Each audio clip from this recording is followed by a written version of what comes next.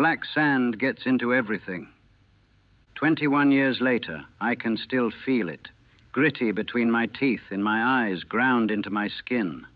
That volcanic ash from Iwo Jima, it got into your rifle, your gear, your lungs, got into your soul if you still had one by the time we left that godforsaken island. They show that photograph everywhere now. The flag raising on Mount Suribachi.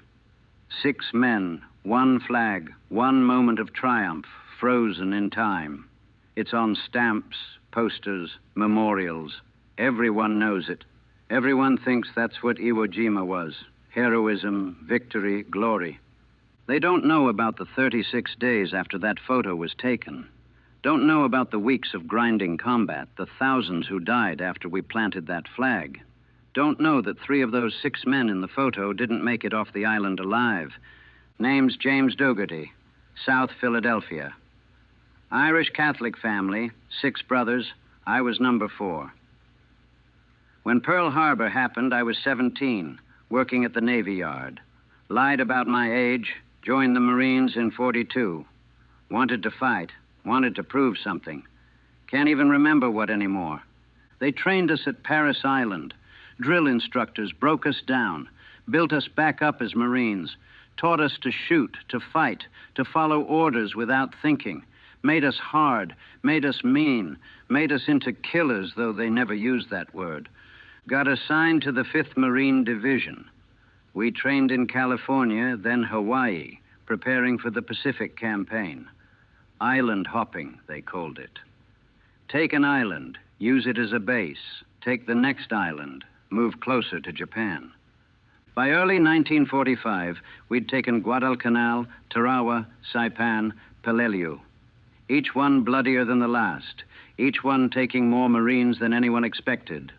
The Japanese didn't surrender, didn't retreat. They fought to the last man, every time.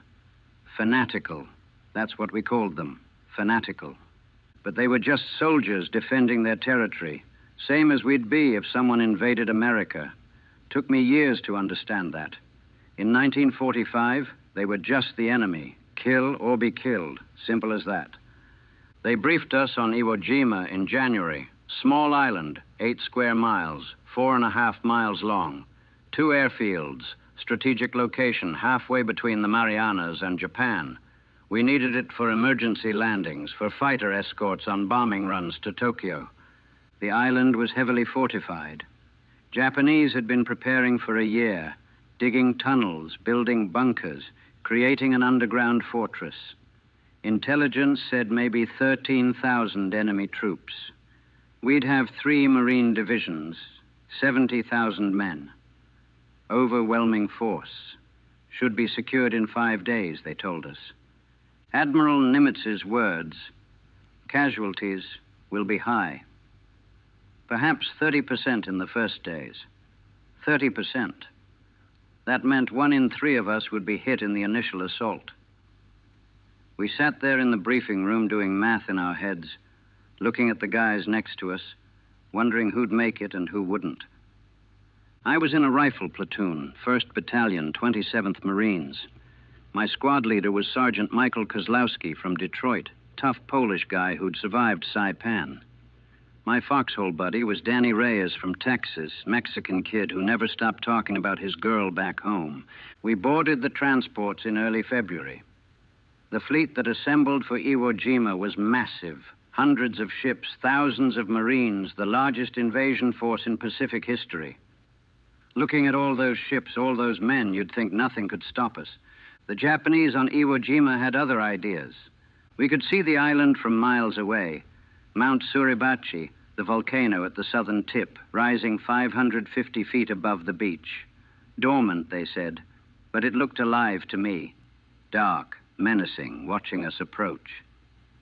For 3 days before the landing, the Navy pounded the island. Battleships, cruisers, destroyers, firing thousands of shells. We watched from the ships, saw explosions covering every inch of that 8 square miles. Nothing could survive that, we thought. The bombardment would kill them all, and we'd just walk ashore and mop up. We were so wrong, so goddamn wrong. February 19th, 1945. D-Day, hour at 0900.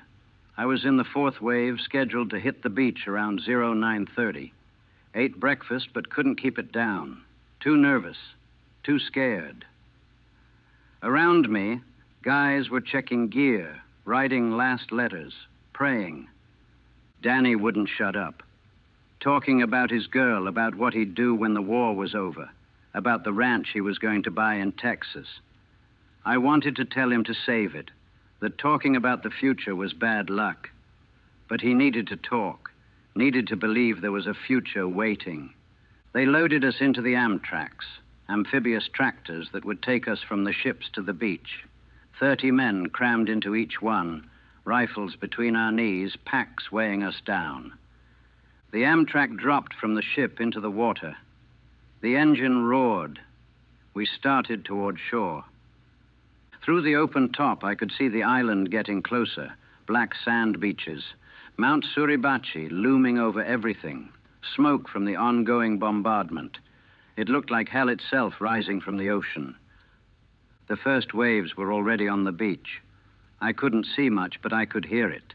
The sound of war, machine guns, mortars, men shouting. The bombardment hadn't killed them.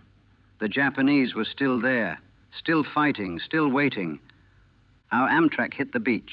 The ramp dropped. Move! Move! Move! I jumped out onto black sand that wasn't sand at all, but volcanic ash. Took 2 steps and sank to my ankles. The beach wasn't flat. It rose in terraces, loose ash that was impossible to run on, like trying to run up a hill made of ball bearings. And then the mortars started falling. The mortar barrage was precise, surgical. The Japanese had pre-registered every inch of that beach, knew exactly where the shells would land. They'd let the first waves get inland, let the beach fill up with Marines and equipment, and then they opened up. Explosions everywhere, black ash fountaining into the air, men disappearing in flashes of orange and red. The noise was constant, overwhelming. Explosions, screaming, officers yelling orders no one could hear. I threw myself flat, tried to dig into the ash. Couldn't. It was too loose. Your hands would scoop it away, but it just flowed back in. No cover, no protection. Just lying there, waiting for a shell with your name on it. Danny was next to me, cursing in Spanish. Sergeant Kozlowski was ahead, waving us forward. Get off the beach. Move inland. Move. We tried. Got up, ran maybe 20 yards, dove down again when another barrage came in. Up, run, down, up, run, down. Slowly, painfully, we moved across that beach. I saw a Marine stand up wrong, silhouette himself against the sky. Machine gun fire from Suribachi cut him in half. Just cut him in half. Top and bottom hit the ash separately. Keep moving. Don't think about it. Don't look. Just move. The first terrace was maybe 15 feet high. Loose volcanic ash. Guys were trying to climb it, sliding back down. Some made it, disappeared over the top. Others got hit while climbing, tumbled back down, rolled to the bottom. I made it up. Don't know how. Scrambled and clawed and somehow got over the top. Found myself in a slight depression, maybe 6 inches lower than the surrounding ground. 6 inches of cover. Might as well have been a fortress. Danny made it up. So did Kozlowski. 3 others from our squad. The rest, I don't know. Lost in the chaos of the beach. We need to move inland, Kozlowski shouted. Get to the airfield. The first airfield was maybe 700 yards from the beach. Might as well have been 7 miles. Between us and there, the Japanese had created a killing ground. Bunkers, pillboxes, spider holes, all invisible, all interlocking fields of fire. They could see us. We couldn't see them. We moved forward, yards at a time. Take cover, advance, take cover. The ground was broken, cratered, surreal. No vegetation, no trees. Just ash and rock and broken equipment and bodies. So many bodies. Marines who'd landed in earlier waves. cut down as they advanced. Some still alive, calling for corpsmen. Others just there, part of the landscape now. A bunker opened up ahead. Machine gun fire raking across our position. We hit the deck. Couldn't see the bunker, just the muzzle flashes. It was underground, dug into the rock, invisible until it started firing. Kozlowski called for a flamethrower. Private Carson moved up, this big tank on his back, nozzle in his hands. He got within range, triggered it. Stream of burning fuel shot out, hit the bunker entrance. The Japanese inside didn't die quietly. You could hear them screaming. That sound, it stays with you, burning alive. No matter that they were trying to kill us, that they'd killed dozens of Marines already. They were still human, still died human. We moved past the bunker. I looked inside, couldn't help myself, shouldn't have. Charred bodies, twisted in their final moments. The smell, burned flesh, fuel, death. Keep moving, don't think, just move. By nightfall on D-Day, we'd advanced maybe 500 yards. 500 yards in a day of hell. The casualties were catastrophic. Later, we'd learn 2,400 casualties on the first day alone, more than on D-Day at Normandy. And we had 35 more days to go. We dug in for the night. Not really dug. You couldn't dig in that ash. Just scraped out shallow depressions. 2 men to a hole. Danny and I paired up, taking turns on watch. The night was worse than the day. Couldn't see anything, just darkness and the sounds. Japanese moving in their tunnels below us. Infiltrators trying to slip through the lines.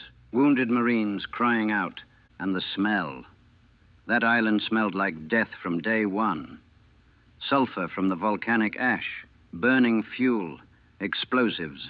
And underneath it all, the sweet, sick smell of bodies starting to rot in the tropical heat. Danny was shaking. Not from cold. It wasn't cold. From fear, from adrenaline, from seeing too much too fast. We're going to die here, he said. All of us. This island is going to kill us all. Shut up, I said. But I was thinking the same thing. On D+1, February 20th, we continued the push inland. The plan was to cut the island in half. Isolate Mount Suribachi from the rest of the Japanese forces, then take Suribachi, then clear the northern part of the island. Simple plan. Nothing was simple on Iwo Jima. The Japanese defensive strategy was perfect for this terrain. They'd created an underground maze, 11 miles of tunnels connecting bunkers, pillboxes, artillery positions. We'd clear a position, move forward, and the Japanese would pop up behind us from tunnels we didn't know existed. You couldn't trust the ground, couldn't trust anything. A patch of ash might be solid or might hide a spider hole with a Japanese soldier waiting to emerge and shoot you in the back. A broken piece of equipment might be booby-trapped. Every step was a gamble. We lost Kozlowski on D+2, stepped on a mine, blew his legs off. We got a corpsman to him, tried to stop the bleeding. He was conscious, looking at where his legs used to be, saying, "Oh, God, oh, God, oh, God," over and over. They carried him back to the beach for evacuation. Don't know if he made it to the ship. Hope he did. But even if he survived, he'd never walk again. 30 years old, rest of his life in a wheelchair because of one wrong step on an island most Americans couldn't find on a map. Our platoon got a new sergeant. Guy from California hadn't been in combat before. He lasted 2 days before he cracked. Just stopped functioning. Couldn't give orders. Couldn't move. They pulled him off the line. Combat fatigue, they called it. After that, there wasn't really a sergeant. We just operated as a squad, making it up as we went along. On D+4, February 23rd, they raised the flag on Mount Suribachi. We were maybe a mile north, could see the flag go up. The whole southern end of the island erupted in cheering. Ships offshore blew their horns. It felt like victory, like we'd won something. The fighting didn't stop. The Japanese didn't care about the flag. They just kept fighting. but it meant something to us. That flag meant we'd taken Suribachi, meant we had a foothold, meant maybe we'd survive this after all. 3 of the 6 men who raised that flag were dead within days. One of them, Mike Strank, had been Danny's squad leader before we got reorganized. Danny took it hard, took it personal, like the universe was telling him none of us were getting off this island alive. The push north was worse than the landing. The Japanese had turned the northern part of the island into a fortress. Hills, ravines, cliffs, all honeycombed with tunnels and firing positions. Every yard cost blood. We'd take a bunker with flamethrowers, grenades, satchel charges, move past it. An hour later, Japanese would emerge from a tunnel we hadn't found, reoccupy the bunker, start shooting us from behind. We'd have to take the same position twice, 3 times. The island fought back. Nothing stayed taken. The casualties kept mounting. Every day, every hour.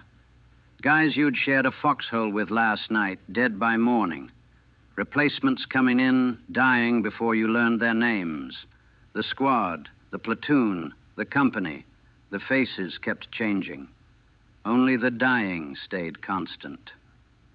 There was a ravine. We called it Death Valley, though officially it was something else. Natural gully, maybe 50 yards wide, Japanese had fortified both sides. We had to cross it. No way around, just had to go through. The first platoon that tried got torn apart. Machine guns, mortars, rifles from both sides, caught in a crossfire. Most of them died in minutes. The rest were pinned down, wounded, calling for help we couldn't give. We tried to flank it, go around the edges. Took us 3 days to clear that one ravine. 3 days of the most intense fighting I'd seen. Close quarters, sometimes hand to hand. Throwing grenades into cave entrances, hoping they killed the Japanese before they threw them back out.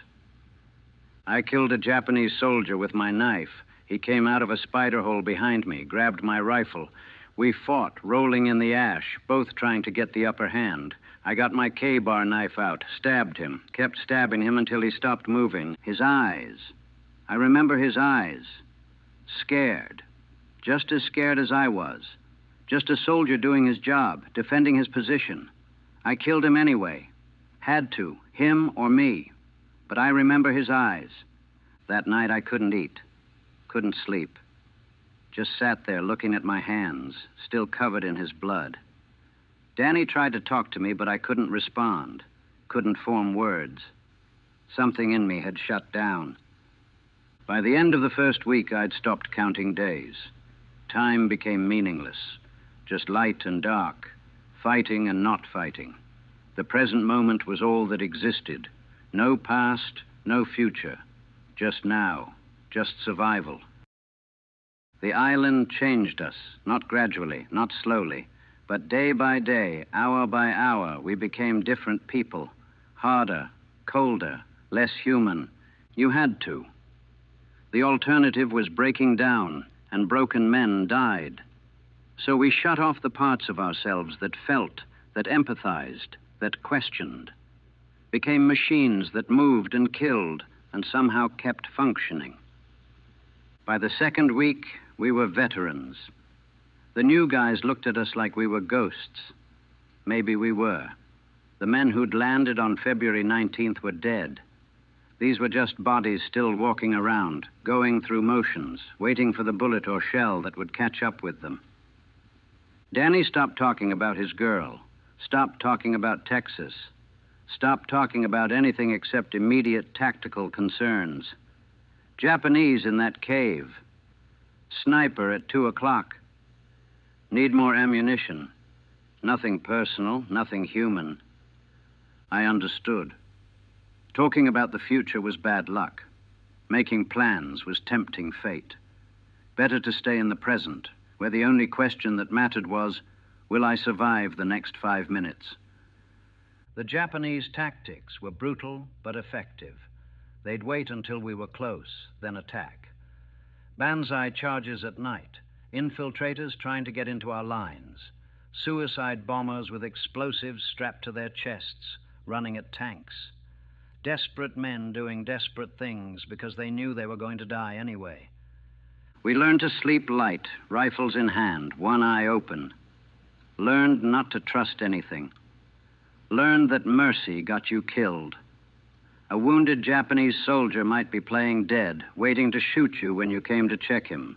Better to make sure. Put another round in every body you passed, just to be sure. That's what war does. Turns mercy into weakness, turns caution into murder, turns men into something that can look at a wounded enemy and pull the trigger without hesitation. The caves were the worst. Japanese holed up in natural caves and artificial tunnels had to be cleared one by one. Flamethrowers, grenades, sometimes just going in with rifles and fighting in the dark. I went into a cave once, just once. Had to. We were taking fire from inside, couldn't advance until it was cleared. I went in with 3 other Marines, flashlights on our rifles, moving through darkness. Found Japanese soldiers inside, 3 of them. They didn't want to fight anymore. They were sitting against the wall, rifles beside them, looking at us with exhausted eyes. We should have taken them prisoner. Should have brought them out, sent them to the POW cages. That's what the rules said. That's what we'd been taught. But we'd seen what happened when you turned your back on Japanese soldiers. Seen guys blown up by grenades thrown by prisoners. Seen Marines shot in the back by enemies who'd surrendered. So we killed them, all 3. Shot them where they sat. They didn't fight back. Didn't try to defend themselves. Just accepted it. Maybe even welcomed it. Better than dying slow from starvation or wounds in a dark cave. We didn't report them as prisoners. Just marked the cave as cleared and moved on. 3 more casualties. 3 more bodies that would eventually be bulldozed into mass graves. I think about them sometimes. Wonder if they had families, if they'd wanted to surrender, if they'd died thinking about home, about wives or children or parents who'd never know what happened to them. But in that moment, I felt nothing, just mechanical. Identify threat, eliminate threat, move to next objective. No emotion, no guilt, no humanity. By the 3rd week, the island was mostly secured. Mostly meant we held the airfields, had pushed the Japanese back to the northern tip. But secured didn't mean safe. Japanese still held out in caves, in tunnels, in pockets of resistance scattered across the island. The fighting didn't stop. It just got more scattered, more random. You'd be walking to the latrine and take sniper fire. You'd be eating a meal and a grenade would come out of nowhere. The island stayed deadly even after we'd won. Danny got hit on D plus 22, March 13th. Sniper, shot through the throat. Died in seconds, blood pouring out faster than the corpsman could stop it. His last words were gurgling sounds that might have been his girl's name. Might have been nothing. Just death sounds. We buried him in one of the cemeteries they were establishing, wrapped him in a poncho, lowered him into volcanic ash that would be his grave forever. Said some words. Forgot them immediately. Too many burials, too many words. They all blurred together. I didn't cry, couldn't. That part of me was dead, just felt hollow, empty. One more friend gone, one more name to remember, one more ghost. The island was declared secure on March 26th. D plus 35, 5 weeks of combat. Nearly 7,000 Marines dead, another 20,000 wounded, over 20,000 Japanese dead, all for 8 square miles of volcanic rock. But we'd won. We'd taken the island. The airfields were operational. B-29s could land here now. Fighters could escort bombing runs to Japan. Strategic victory. Worth the cost, they said. I looked around at what was left of my platoon. Started with 43 men on February 19th. Had 12 left on March 26th. 12 out of 43. The rest dead or wounded so badly they'd never fight again.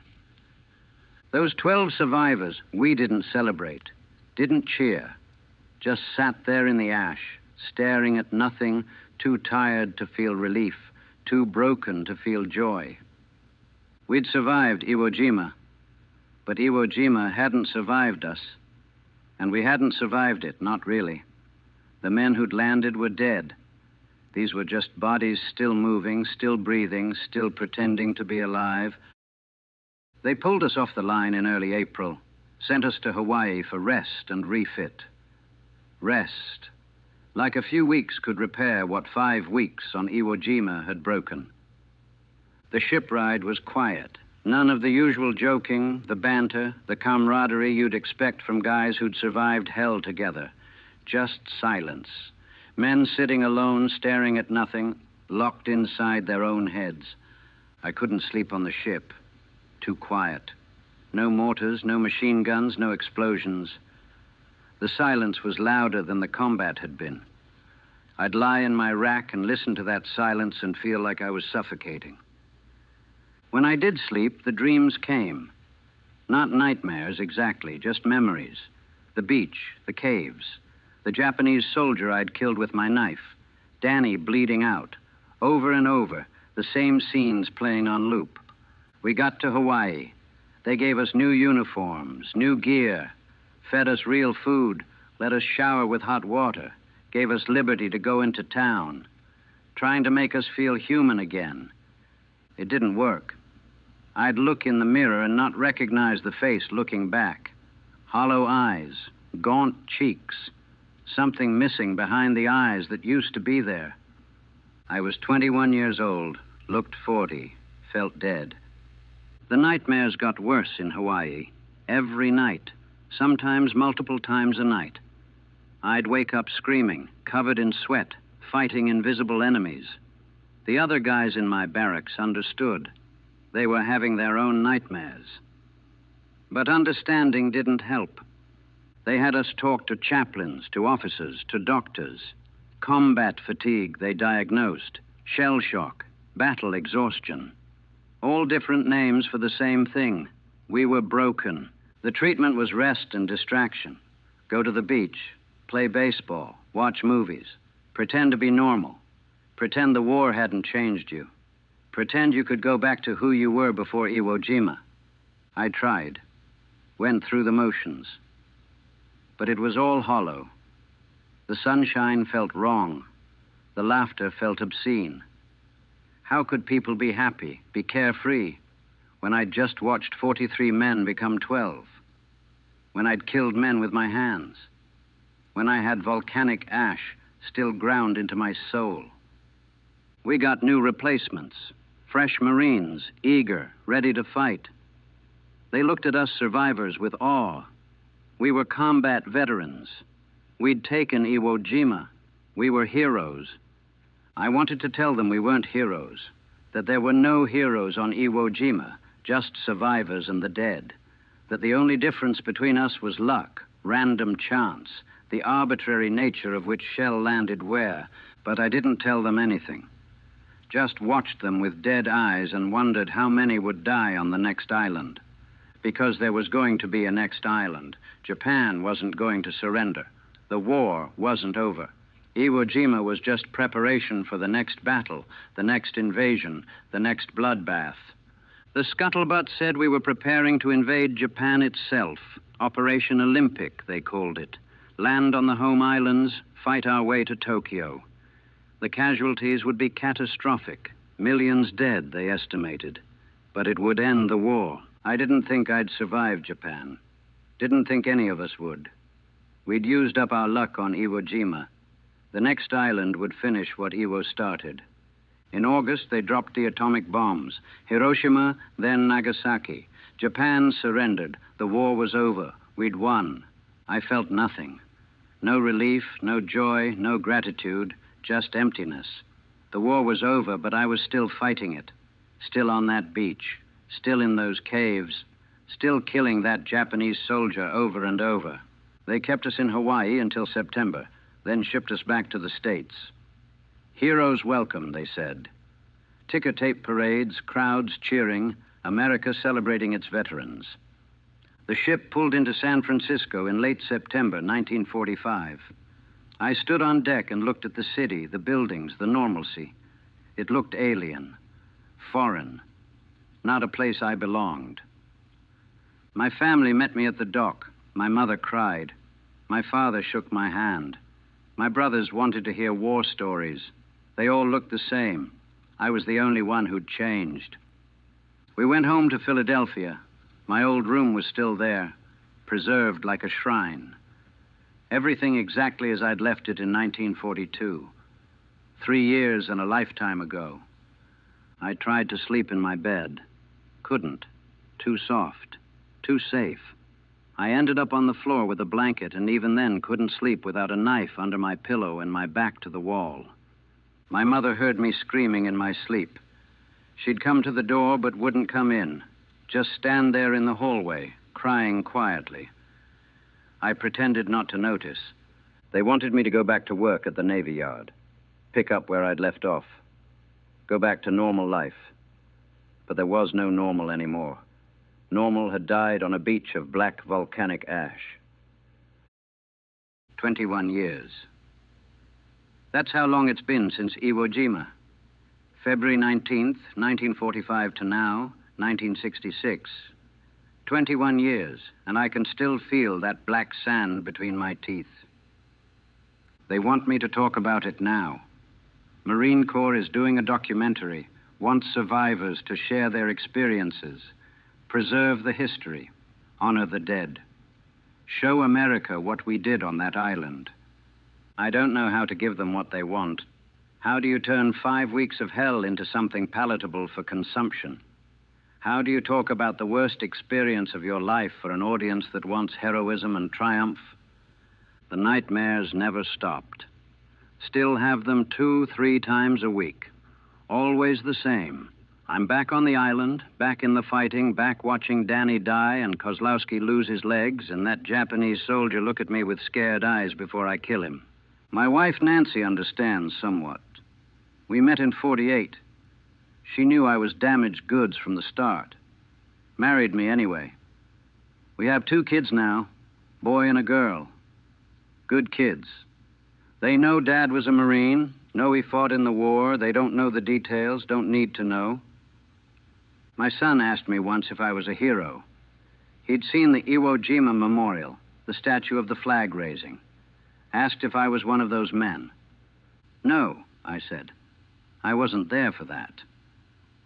But you were on Iwo Jima, right? You helped take the island? I survived the island, I said. That's all. Just survived.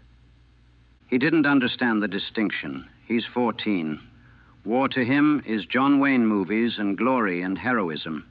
He doesn't know that war is terror and death and becoming something less than human just to make it through each day.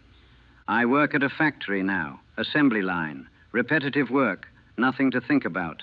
Punch in, do the job, punch out. It's all I can handle.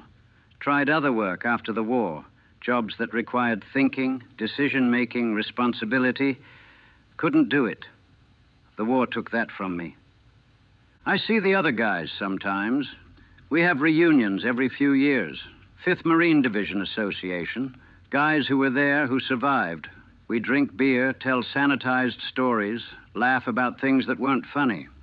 But late at night, when we've had enough beers, the real stories come out. The things we did, the things we saw, the things we became. Those stories don't get told at reunions or in documentaries. They stay between us, the only people who understand. Most of us are broken in one way or another. Divorces, drinking problems, can't hold jobs, can't sleep, can't function in normal society. We survived Iwo Jima, but we didn't survive it. Part of us is still there, still fighting, still dying on that black sand. 3 years ago, they made a movie. Sands of Iwo Jima with John Wayne. War picture, heroic Marines, dramatic battles, flag-raising scene. Hollywood version of what we did. I couldn't watch it. Walked out after 20 minutes. It was all wrong. Too clean, too heroic, too simple. War isn't like that. War is chaos and fear and random death. It's not brave men making brave charges. It's terrified kids trying not to die. But that's what America wants. They want John Wayne. They want heroism. They don't want the truth. The truth is ugly and uncomfortable and makes people question whether it was worth it. Was it worth it? I still don't know. We took the island. The airfields saved lives. Bombers could land there. Fighters could escort missions. Strategic value, military necessity. But 7,000 Marines dead, 20,000 wounded. Was it worth that? If you're one of the survivors, maybe you say yes. If you're one of the dead, you can't answer. If you're family of the dead, maybe you say no. I look at my kids and think about what we were fighting for. Fighting to keep them safe, to keep America free, to stop Japanese imperialism. Noble causes, important causes. But in the moment, on the island, we weren't fighting for causes. We were fighting to survive, fighting for the guy next to you, fighting because if you stopped fighting, you'd die. The causes came later when we had to make sense of what we'd done, had to justify the horror we'd experienced and inflicted. They dedicated the Iwo Jima Memorial in 1954. The statue, based on that photograph. I went to the dedication, stood there looking at that bronze flag raising, listening to speeches about honor and courage and sacrifice. All I could think about was the 35 days after that flag went up. The days that don't get photographed or memorialized or remembered. The grinding, brutal, anonymous combat that killed thousands more after that moment of triumph. That photograph, it's a beautiful image, powerful, symbolic, but it's a lie. Not in what it shows, but in what it implies. That the hard part was over. That raising the flag was the victory. The hard part was just beginning. The victory came at the cost of thousands more lives. But that part doesn't make for good photographs. I think about that Japanese soldier sometimes, the one I killed in the cave. Wonder who he was, if he had family, if anyone mourned him, if his bones are still in that cave, or if they were bulldozed into a mass grave with thousands of others. We were enemies. He'd have killed me if I hadn't killed him. But 21 years later, I wonder if we were really that different. Just two soldiers caught in forces bigger than ourselves, trying to survive, doing what we thought we had to do. War makes enemies out of men who'd never be enemies otherwise, makes killers out of boys who'd never hurt anyone in normal life, makes monsters out of humans who just want to go home. I'm 42 years old now. Got a wife, kids, job, house in the suburbs. Got a life that looks normal from the outside. Successful even. Survived the war, built a life, the American dream. But inside, I'm still 21, still on that island, still fighting through black sand and volcanic ash, still watching friends die, still killing enemies who were just soldiers doing their jobs. Black sand gets into everything. 21 years later, I can still feel it, ground into my skin, into my lungs, into my soul. Can't wash it out. Can't shake it free. It's part of me now, part of who I became on that island. They want me to do that interview, talk about Iwo Jima for the documentary, share my experiences for history. Maybe I will. Maybe someone needs to hear it. Not the heroic version, not the John Wayne version, but the truth, what it was really like, what it cost us, what we became. Or maybe some truths should stay buried. Maybe the dead earned their silence. Maybe the living earned the right to keep their horrors private.